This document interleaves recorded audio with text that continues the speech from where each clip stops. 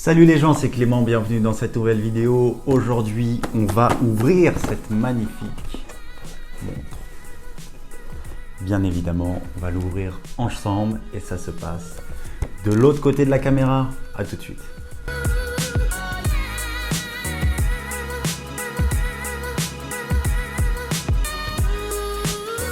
On se retrouve de l'autre côté de la caméra. Alors, avant tout, avant de trouver le modèle, nous trouvons cette magnifique boîte verte qui équipe tous les modèles que l'on peut trouver. Enfin, si on achète une Rolex, on aura forcément cette boîte-là.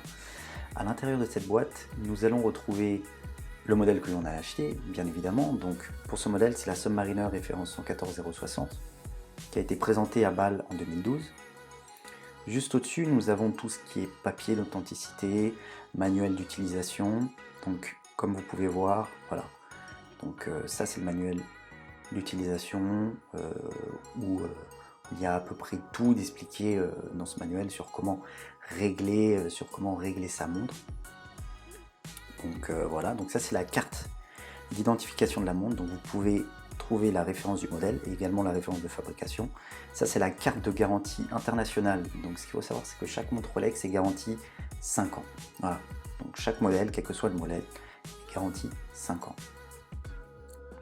Revenons un peu plus sur le modèle, donc la Submariner. Bien évidemment, la Submariner a très vite bouleversé le monde de la plongée. Donc, voici la Submariner, référence 114060. Donc, ça c'est l'étiquette avec la référence de fabrication et la référence du modèle. Ça, c'est ce qui prouve que la montre est certifiée chronomètre superlatif par la société suisse de chronométrie, comme j'en ai parlé dans l'histoire de Rolex. Ça, c'est la lunette unidirectionnelle qui permet aux plongeurs, pour ceux qui plongent, d'indiquer leur temps en immersion et aussi de gérer au mieux leur sas de décompression. Voilà, donc revenons un peu sur ce modèle. Donc, la Submariner a été créée en 1953. À la suite d'un partenariat entre le directeur de Rolex des années 50 et le grand explorateur français Jacques-Yves Cousteau. Donc c'est à la suite de cette entente que Rolex sortit tout d'abord le fameux mythique, la Submariner.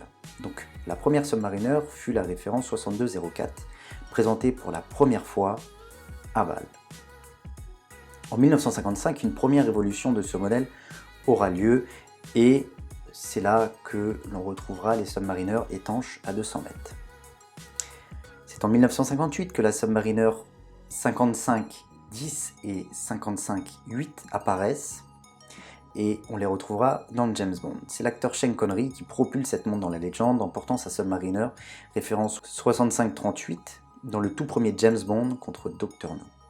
Roger Moore portera également une Submariner référence 55-13 produite à partir de 1962 à l'occasion du 8e film de la saga. Comme vous pouvez voir, cette Submariner est très confortable à porter. À chaque fois que je la porte, c'est vraiment très confortable, même si le modèle est un peu lourd à la porter, mais dès qu'on la prend à la main, mais une fois au poignet, on sent pas du tout le poids de la montre et c'est vraiment ça qui est vraiment super bien.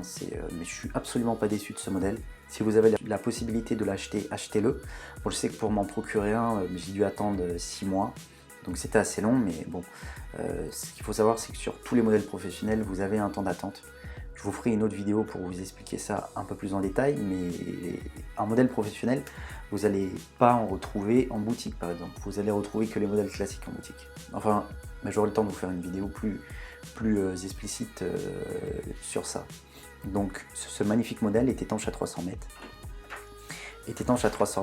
Et voilà, donc au poignet, c'est vraiment un plaisir de le porter, surtout que c'est un modèle très élégant, très agréable et très simple.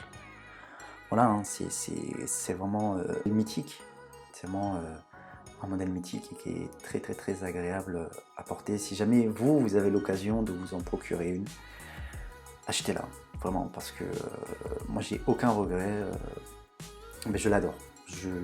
Vraiment, je pense que c'est le modèle que j'adore le plus chez Rolex. C'est un modèle classique, voilà.